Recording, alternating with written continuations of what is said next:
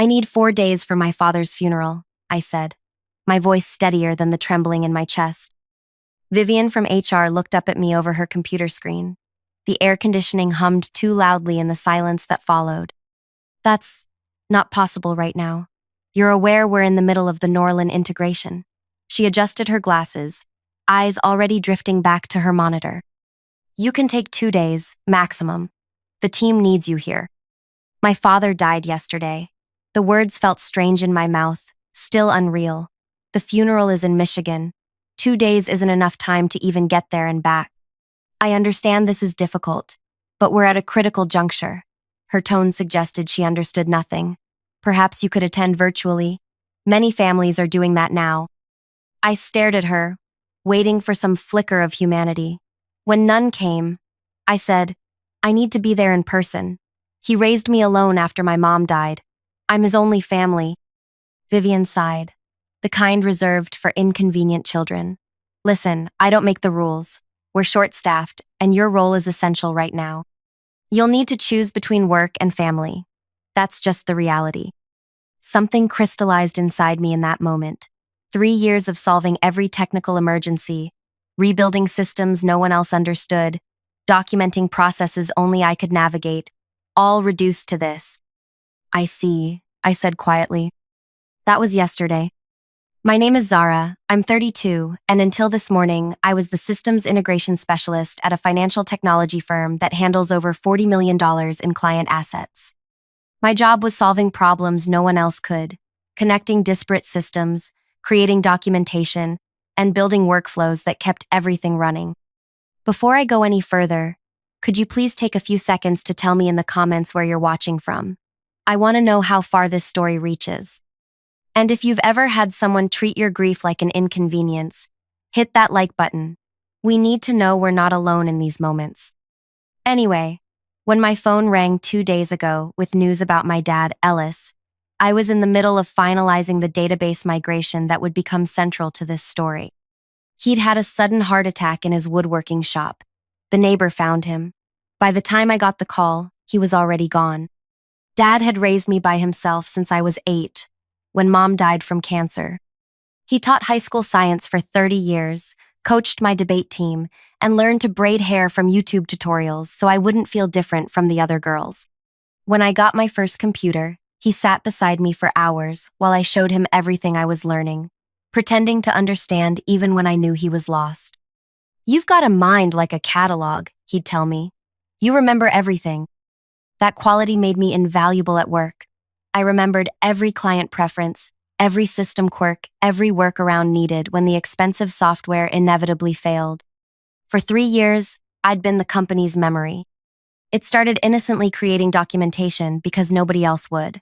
Spreadsheets tracking client communication preferences, databases of recurring issues and solutions, step-by-step guides for processes only I understood. My boss, Halden, called it Zara's brain, the shared drive where I stored everything. Why pay for expensive knowledge management systems when we have Zara? He'd joke during meetings. Except it wasn't really a joke. They'd declined my requests for proper documentation software twice. So I built my own systems, my own archives. Not for any sinister purpose. I genuinely wanted to solve problems. After Vivian's dismissal of my bereavement request, I walked back to my desk in a fog. Cameron from accounting asked if I was okay. I nodded mechanically. That night in my apartment, I stared at my ceiling, thinking about Dad, about the wooden box he'd made for my childhood treasures that still sat on my bookshelf, about how no one from work would be at his funeral because I barely mentioned my personal life there, about how they couldn't spare me for 4 days to say goodbye to the person who mattered most. At 2 a.m., I opened my laptop. I hadn't planned what happened next. Not really. But as I logged into our company systems remotely, something I did during emergencies, weekends, vacations, a clarity washed over me. For 3 years, I'd created the most comprehensive archive of institutional knowledge imaginable. Client communication histories, undocumented API connections, manual processes that kept millions flowing, password-protected spreadsheets with notes on executive preferences. I'd been the solution to their refusal to invest in proper systems. My fingers moved quickly over the keyboard. I began downloading everything, not company data or client information, but my documentation, my guides, my notes, the maps I'd created of their broken systems. By dawn, I had extracted 3 years of institutional knowledge. I encrypted everything and moved it to my personal cloud storage. Then I systematically removed it all from the company drives, leaving only basic files that anyone would expect to find. My resignation email was simple. Effective immediately. All institutional knowledge I've compiled over 3 years has been relocated to ensure continuity during my personal transition. I included nothing else. No explanation, no 2 weeks notice, nothing about my father. They hadn't earned that context. Then I shut my laptop, packed a bag, and caught the first flight to Michigan. I turned off my phone during the flight. When I landed and powered it back on, there were 17 missed calls. 9 from Halden, 5 from Vivian, 3 from numbers I didn't recognize. The voicemails escalated in panic. "Zara, call me immediately. We need to discuss your email." Halden, sounding confused. "This is highly unprofessional. Return our calls now." Vivian, cold as ever. "Please call back urgently. The Norland migration is failing and no one can find your documentation." Cameron, stressed. "Whatever you want, we can discuss it. Just call back." Halden again, anxiety creeping in. I didn't call. Instead, I rented a car and drove to my childhood home to begin sorting through Dad's belongings. The small brick house looked exactly as it had during my last visit 3 months ago, except now it felt hollow. My phone kept buzzing. Emails poured in. Text messages multiplied. By evening, I received an email from Halden marked "Urgent Meeting Request," with Vivian and our company's legal counsel copied. They wanted a video call to discuss the situation and your father's funeral arrangements. How interesting that my father's funeral suddenly warranted discussion. I agreed to the call, scheduling it during what would have been my lunch break the next day. Then I silenced my phone again and continued sorting through old photographs of Dad and me. The next morning, I sat at Dad's kitchen table with my laptop open, waiting for their call. When the video connected, I saw Halden, Vivian, and a woman I recognized as Meredith from legal, all crowded around a conference room table. "Zara, thank you for joining," Halden began, his usual confidence noticeably diminished. "First, let me express our condolences about your father." I nodded but said nothing. "We're concerned about your abrupt resignation and the situation with company materials," he continued. "I didn't take any company materials," I replied calmly. "I removed my personal documentation, the systems I built because proper ones were never approved, the workflows I mapped, the guides I wrote on my own initiative. Those were created during company time," Meredith interjected. "Yes, created by me to do my job effectively because the resources I requested were denied. 3 times. I kept my voice even. Nothing I removed contains client data or proprietary information. Just the instruction manuals I wrote." Vivian leaned forward. "The Norland integration is falling apart. The monthly reports are due in 2 days, and the queries you built aren't working. Client communications are in disarray." "That sounds stressful," I said. The silence stretched uncomfortably. "Zara," Halden finally said, "we're prepared to discuss your bereavement leave. 4 days is absolutely reasonable. We can hold your position." "I already resigned," I interrupted. "We're willing to disregard that email given the circumstances," Vivian said quickly. "Grief can cause impulsive decisions." I looked at them through my screen. 3 people who'd never seen me as more than a function, a resource to be optimized. "2 days ago, you told me to choose between work and family," I said, looking directly at Vivian. "I've made my choice." "Please be reasonable," Halden pleaded. "The Norland presentation is tomorrow. We can't access half the systems without your documentation." "That's unfortunate," I replied. "What do you want?" Vivian asked bluntly. "A raise? More vacation time? What will it take to resolve this situation immediately?" I felt a strange calm as I realized they still didn't understand. They thought this was a negotiation tactic. "This isn't about leverage," I told them. "You made it clear where I stood in the company's priorities. I'm simply respecting that clarity by removing myself from the equation. We're prepared to offer you a senior position with a 30% salary increase and flexible work arrangements, Halden said desperately. Just help us through the next 2 weeks. I looked down at the table where a stack of sympathy cards from Dad's former students and colleagues sat. People who valued him. People who understood what mattered. My father's funeral is on Thursday, I said. I'll be busy until next Monday dealing with his estate. After that, I'd be willing to consult at $300 per hour with a minimum engagement of 20 hours per week to help transition my knowledge. My first availability would be next Tuesday. Their faces registered shock at the figure, nearly triple my effective hourly rate. That's extortionate, Vivian sputtered. No, I corrected her. That's the market rate for emergency specialized consulting when organizations find themselves without critical institutional knowledge. You can take it or leave it. This borders on extortion, Meredith warned. I've made no threats. I've taken no company data. I've simply resigned and removed my personal documentation, I said. Check your employment contracts. There's no clause requiring employees to leave behind personal notes or systems they've created to compensate for inadequate resources. I watched them exchange glances, knowing Meredith had already verified this or she wouldn't be negotiating. 10 hours, Halden countered. 10 hours at your consultant rate to get us through the Norland presentation. 20 hours minimum engagement, payable in advance, I repeated.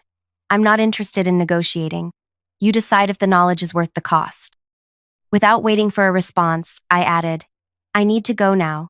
The funeral home is waiting for me to select my father's casket. You know how important these family matters are.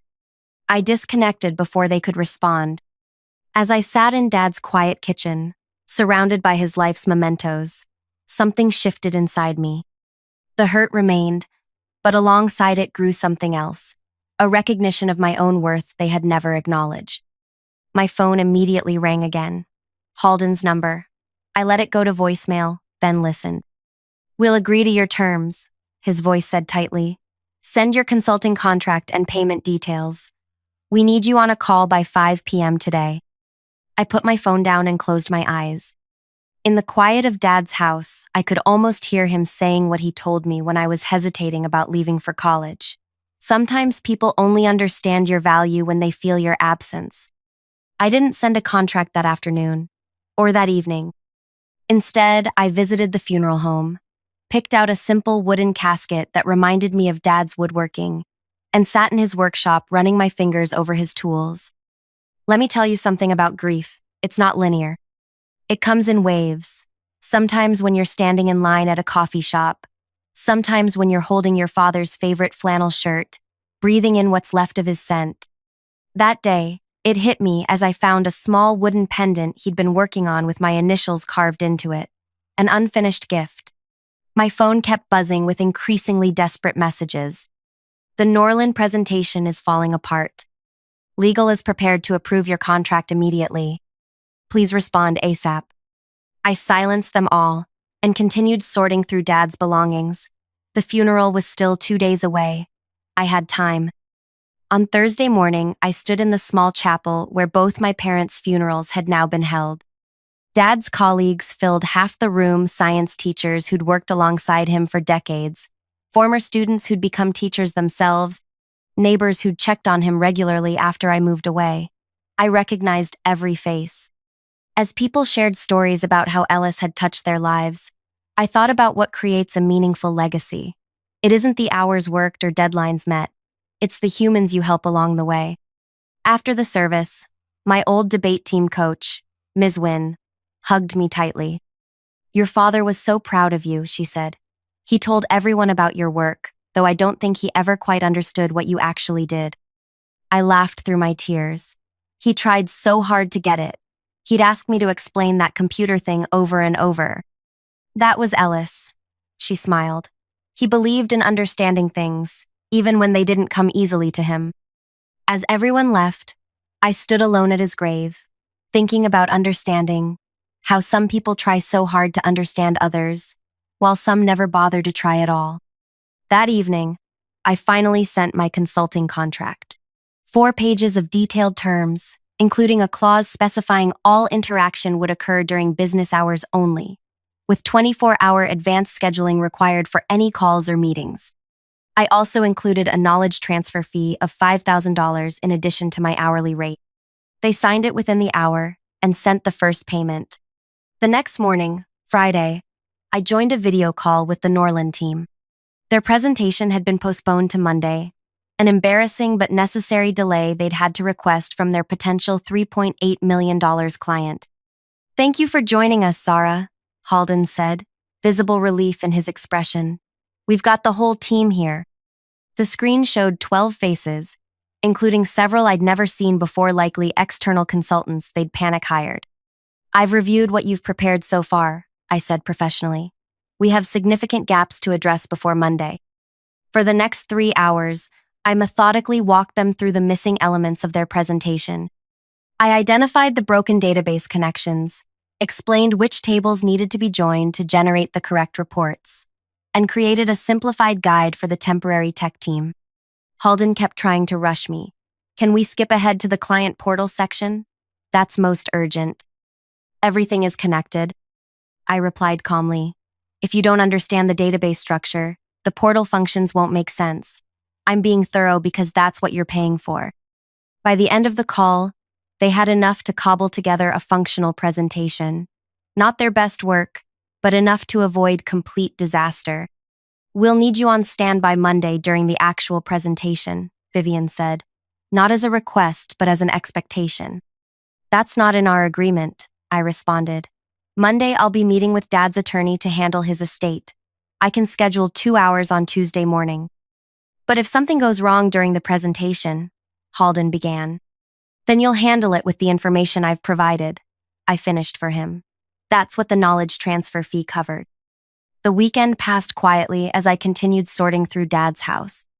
Each drawer contained memories, birthday cards I'd made him, scientific journals with his notes in the margins, recipe cards in my mother's handwriting that he'd kept all these years.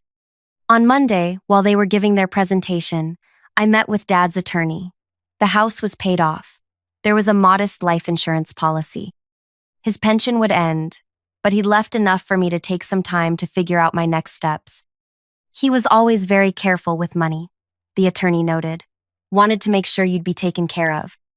Unlike some people, I thought. Tuesday morning, I logged on to my final consulting call with the company. Their faces told me everything I needed to know before anyone spoke. "The presentation was challenging," Halden admitted. "We made it through, but there were significant issues with the demonstration portion." "Did you secure the contract?" I asked directly. "Norland has concerns," Vivian said tightly. "They're giving us 2 weeks to address the functionality problems before making their decision." I nodded. "That seems reasonable. What specifically do you need from me today?" For the next 2 hours, I answered their questions with professional detachment. I created additional documentation, explained system connections, and provided clear steps for their new team to follow. As our scheduled time neared its end, Halden cleared his throat. "Zara, we'd like to discuss your return to the company." I raised an eyebrow. "My return?" "Yes," he continued. "We're prepared to offer you a Director of Knowledge Systems position. It would include a team of 3, a 50% salary increase, remote work options, and a seat on the executive committee." I noticed Vivian's tight smile. This hadn't been her idea. "That's quite a change from denying 4 days of bereavement leave," I observed. Vivian shifted uncomfortably. "We've recognized there were institutional failures in how we handled your request." "What's fascinating," I said, leaning closer to my camera, "is that it took a financial threat for that recognition to occur. Not human decency, not company loyalty, not 3 years of solving every problem thrown at me, just the risk of losing money." "That's not entirely fair," Halden protested weakly. "Isn't it?" I looked at each face on my screen. "For 3 years, I asked for proper knowledge management systems. Denied. I requested additional staff to document our processes. Denied. I built workarounds using my own initiative, and instead of recognizing that as a systemic problem, you called it Zara's brain and considered it solved." No one spoke. Here's what I learned watching my father build relationships with students for 30 years. I continued. People stay where they're valued, not just compensated. They contribute to communities that see them as humans, not functions. I took a breath. I appreciate the offer, but I'll be declining. Our consulting arrangement ends today, as contracted. Please reconsider, Halden said quickly. We can negotiate any terms you want. This isn't about terms, I explained. It's about fundamental values. You showed me yours when it mattered most. I believed you. What about your documentation? Vivian asked, her voice tight. Will you be returning the materials you removed? I smiled slightly. I've provided everything needed for the Norland project as agreed. The rest of my documentation remains my intellectual property, as your legal team has confirmed. Consider it a lesson in valuing institutional knowledge before it walks out the door. Meredith from legal nodded almost imperceptibly. She knew I was right. This is incredibly unprofessional, Vivian snapped, finally breaking. No. I corrected her gently. Unprofessional is telling someone their parent's funeral is an inconvenience. What I'm doing is setting boundaries around my value. There's a difference. As our call time expired, I said my final words to them. I genuinely wish you all well. I hope whoever replaces me receives the support and resources I requested. And I hope the next time someone needs to bury their father, you remember this moment. I disconnected the call. 2 weeks later, I received an email from Cameron in accounting. Norland had declined to sign with the company. The projected $3.8 million deal had fallen through. 3 other clients were reviewing their contracts due to service concerns. I didn't feel the satisfaction I'd expected, just a quiet certainty that actions have consequences, and sometimes those consequences are necessary teachers. A month after Dad's funeral, I accepted a position with a smaller tech firm, one whose first question in the interview was about my father, after seeing the gap in my employment. When I explained the circumstances, the CEO nodded and said, "Take all the time you need before starting. Family comes first here, always." I later learned that Vivian had been reassigned to a non-management role. The company had hired a knowledge management consultant and implemented many of the systems I'd requested years ago. Too late for me, but perhaps not for those who remained. 6 months later, as I settled into my new role, I received a LinkedIn message from Halden. I owe you an apology, not just for how things ended, but for taking your contributions for granted all along. You were right. We didn't value the human, only the function. I'm trying to change that in my new department. The company lost 4 major clients after you left. They're still recovering. I think about your father often, strangely enough. A man I never met who raised someone with such clarity of purpose. He must have been remarkable. I sat with that message for a long time before replying. He was. Thank you for recognizing that. I wish you well, Halden. That night, I placed the wooden pendant my father had been making, the one with my initials, on my desk at home. I'd finished sanding it myself, applied the same oil finish he would have used. It wasn't perfect, but it was complete. Sometimes the most powerful thing you can do isn't some elaborate revenge scheme. Sometimes it's simply removing yourself from environments that don't value you, taking your worth with you, and letting the consequences unfold naturally. The company had denied me 4 days to bury my father, and in return, I took something much more valuable, the knowledge they'd never bothered to properly value until it was gone. If you're watching this and you're in a place where your humanity comes second to your productivity, know that you have more power than you realize. Your knowledge, your skills, your presence, these have value beyond what's reflected in your paycheck. Never let anyone convince you otherwise. If this story resonated with you, please hit that like button and subscribe. Share it with someone who needs to be reminded of their worth. And if you've ever had to stand up for yourself the way I did, drop a comment below. I want to hear your story too. Because in the end, that's what matters most. Not the work we produce, but the stories we share, the boundaries we defend, and the values we uphold when it matters most.